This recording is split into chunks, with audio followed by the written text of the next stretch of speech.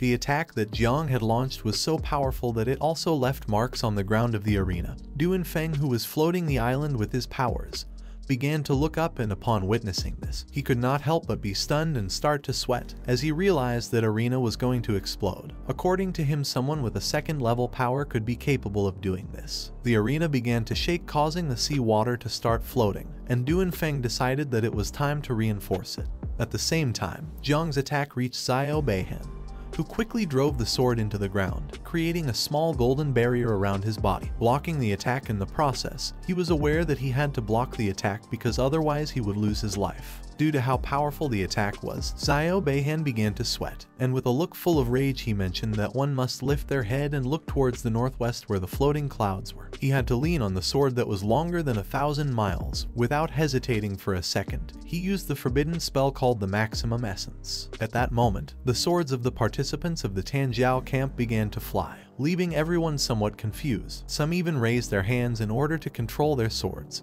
but it was all in vain. Now no one was able to control their sword, nor did they know what kind of spell this was. All the swords that were being controlled by Xiao Beihan began to emit a powerful energy, and in the blink of an eye, the sky filled with sharp swords. Xiao Beihan, who had the sword stuck in the ground, used the divine weapon technique called Soul Moon, which allowed him to make all the swords return to the sect. Once he used this technique, the blades of the swords headed towards Jiang and slowly began to fall. Jiang, who was holding the sword with one hand, adopted a defensive stance. He did not know what was happening. With this attack, Xiao Beihan was sure he could kill Jiang. While with one hand Duanfeng was making the arena float, he grabbed his wrist tightly using the other hand. He started to sweat since he knew that these two were crazy. With a look full of panic, he ordered his subordinates to bring support to help reinforce it, since otherwise the arena would collapse. Upon hearing his order, the two men next to him joined their hands and began to use their power to help reinforce. Xiao Beihan stood up, gripped the sword tightly, causing it to start emitting a suffocating energy. He began to look at Jiang with a confident gaze and couldn't help but laugh out loud. Certain that Jiang had already lost, it didn't matter if he had awakened a divine level class or even if he had learned to use the celestial sword. Without the help of the mother insect, he was nothing. This spell was going to break down his body into 1,000 pieces. The swords began to advance towards him at great speed. Jiang adopted a defensive stance and asked Xiao Beihan why he was underestimating his opponent. He started to swing the sword and couldn't help but smile, and upon seeing that the attack was approaching him, he had no other option. He used the celestial sword technique called Curse Cutter. He launched a powerful counterattack, which impacted against the swords, creating a huge explosion in the sky that blinded everyone. Xiao Beihan was no match for Jiang. His attack began to slowly disintegrate Xiao Beihan's body. His eyes filled with tears and fear.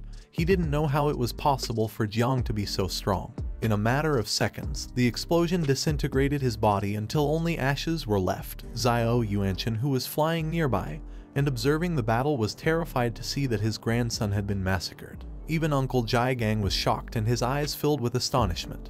He fell to his knees on the ground. The abilities that Jiang had used had been the dream he never reached when he was young. Hong Yao was terrified. She gritted her teeth due to fear and began to sweat. She couldn't believe that he had learned to use the celestial sword in 5 minutes. Gu Kaishan clenched his fist and couldn't help but smile. With a proud look, he mentioned that although Jiang's energy was not enough, he had really learned to use the technique. He had not only learned to use the techniques but also improved them, something that at the time Jigang had not managed to achieve. Jiang Wushuang was amazed. He started looking up at the sky and with an excited look thought that this guy was a monster.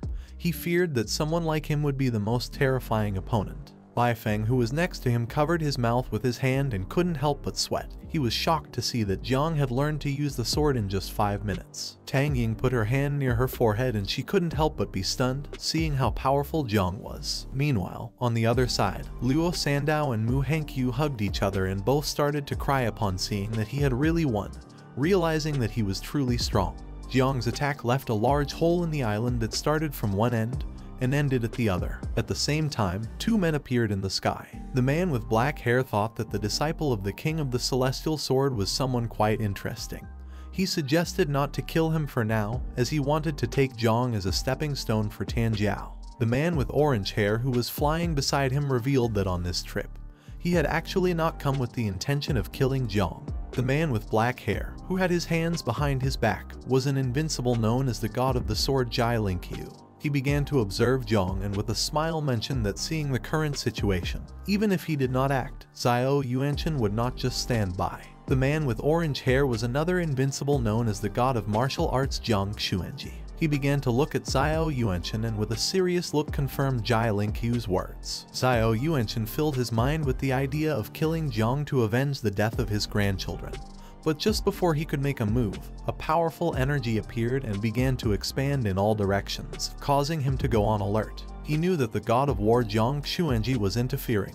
He turned his head back and with a serene look asked him to please release his energy and not interfere, explaining that his grandson had tragically died and as a grandfather, he should take justice into his own hands. Jai Lingqiu decided not to interfere and let Jiang Xuanji take care of cleaning up the mess since after all he was just passing by watching the show. Jiang Xuanji crossed his arms and his body began to emit a powerful and suffocating energy. He reminded Xiao Yuanchen that he was already of an age, and asked if he did not understand the rules that whoever gambled their life in a death match must be ready to face the consequences. Upon hearing this, Yuanchen lowered his head and with a sad look thought that he was right. But at that moment, Jiang, who was holding the sword with one hand, jumped up, began to approach him, and caught his attention by saying that he had a fourth technique asking him to get ready. With this strike Jiang intended to cut those who should be cut by all humanity in the name of his master, Uncle Jai Gang and Aunt Tang. Upon hearing Jiang's voice, Yuanchen turned back and couldn't help but feel somewhat confused. Wu Kaishan panicked and with a confused look extended his hand towards Jiang asking him to stop and not do anything reckless. Hong Yao covered her mouth with her hands. She was terrified to see that Jiang had dared to draw the sword in front of the great Yuanchen. Jiang Xuanji, who had his arms crossed, thought that Jiang was crazy, as playing with the whiskers of a tiger was like seeking one's own destruction. Jai Lingqiu closed his eyes and began to smile thinking that now there was no way to protect Jiang. Xiao Yuanchen unsheathed his sword, clenched his fist tightly and began to use his power, causing a wave of water to appear beneath his feet. He revealed that facing death had its price. For him this was a joke. He could not believe that a simple second-level ant had dared to unsheath his sword against him. Jiang did not pay any attention to this. He grabbed the sword with both hands and with a determined look prepared to attack, causing a powerful energy to appear around the blade. Using all his power, Jiang used the celestial sword technique to defend justice and expel evil, called uppercut. Using all his strength he launched two powerful cuts towards Xiao Yuanchen. As the attack was approaching, he stood still. After launching the attack, Jiang began to observe him and remained silent. Upon witnessing this, Jiang Wuxuang was dumbfounded and amazed, thinking that Jiang was crazy. This blow was too strong, comparable to an all-out attack from level 5 Sea Kings and Mountain Kings. Bai Feng's eyes filled with fear, and he couldn't help but be dumbfounded, thinking that Jiang was seeking death by launching such a powerful attack. Tan Ying began to sweat and she remained silent. The poisonous demon had challenged the heavens. If he were in the city of 10,000 demons, the monkey would have devoured him upon seeing such an action. Xiao Yuanchen clenched his fist and began to control the water, and with a calm look revealed that even Jiang's master was not a rival for him, so there was no way his disciple would have a chance. While the drops of water were floating through the sky, he snapped his fingers, causing the water to interpose in the trajectory of the attack, blocking it as if nothing. He thought he had blocked the attack, but upon seeing what was in front of his eyes, he couldn't help but be shocked. Jiang's attack was only a distraction. In the blink of an eye, the sky filled with insects that began to approach him at great speed. Xiao Yuanchen put his hand in front of his face and didn't take long to realize that this was the power of the 9 miasma wings. Jiang extended his hand to the side, revealing that he knew he would never be able to defeat him with the sword. The previous attack had only been a distraction. Now that he was not in the arena, there were no rules preventing him from using the power of the 9 miasma wings. Upon hearing this, Xuan Yuanchen put his arm in front of his face and his eyes filled with surprise. This was something he had not expected. Jiang began to stare at him intently, clenched his fist, and with a wicked smile ordered the insects to explode. At that moment, the insects began to explode. The explosions slowly started to approach Xuan Yuanchen, who stood still, knowing that there was no way to escape anymore. Jiang extended his hand towards him, causing the insects to come closer and explode, creating a big explosion. He thought this was not enough, so he used more insects and created a bunch of explosions. In the blink of an eye, the sky filled with explosions, and seeing this, Du Feng and the others panicked, turned their backs on Jiang and began to flee from the area, knowing that this was very dangerous. Yuanchen used his power, which transformed the explosions into blood. He began to stare intently at Jiang and with an angry look decided to eliminate him since otherwise the consequences would be disastrous. He used the technique the curse of water called blood explosion and launched a burst of blood towards Jiang, causing it to hit directly against his chest, making him go on alert. A blood barrier was created around Jiang. Upon seeing this, he couldn't help but feel somewhat confused as he didn't know if this was a forbidden spell. The spell began to take effect, causing Jiang's blood to slowly start coming out from inside his body through his eyes, nose, ears, and nails. He started looking at his hand, and upon seeing the blood coming out he couldn't help but be shocked. The blood from his body was being controlled by Xiao Yuanchen.